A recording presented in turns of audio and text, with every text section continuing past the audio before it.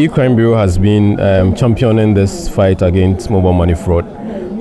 We started this campaign about 4 years ago, 2016, with a lot of workshops with security agencies, with the media, and also with the telecommunication networks, predominantly MTN. And a lot of issues have come up.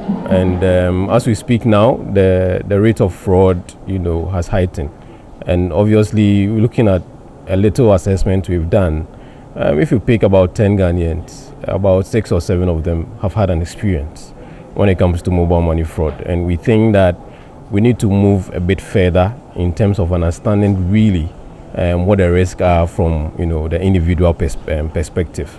We have been looking at issues from stakeholder angle, but we think that the people or the users, the consumers, are the core in the fight against mobile money fraud, because they are the direct recipient of whatever schemes or incidents that are happening day in, day out. So as part of it, E-Crime has commissioned a survey, and the whole idea of the survey is to understand the fraud from the consumer's perspective. And that would really direct policy stakeholders to also look into what really are the concerns of the consuming public. Because now, because of financial inclusion, a lot of people are moving on to mobile money. People have bank accounts, but I can tell you that they do more of transactions with their mobile money accounts than their bank accounts. SMEs are now thriving on mobile money, and that is what is really making the economy grow.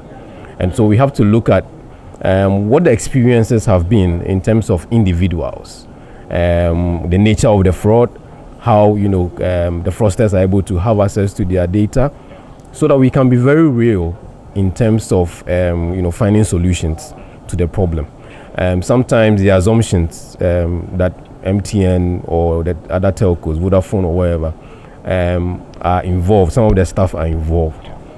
Our focus or our objective is to understand whether it's truly the case really from the consumer's perspective, and also doing analysis based on numbers in terms of the frequency or the magnitude of the incidents that are being reported.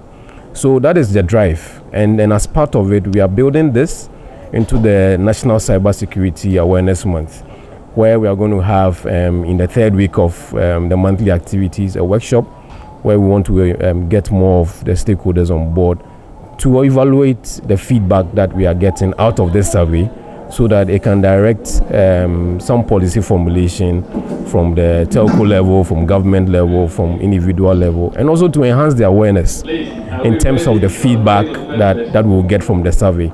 So in essence, that's the import of it, and we want to get the general public on board. I'm looking out for E-Crime Bureau. The survey, it's on our social media platforms. You could have a look at it, run through the survey, and share your experience with us. Without telling us who you are, we are able to really get a substance of the experience, and then we can direct some changes and address the fraud issues. Wow.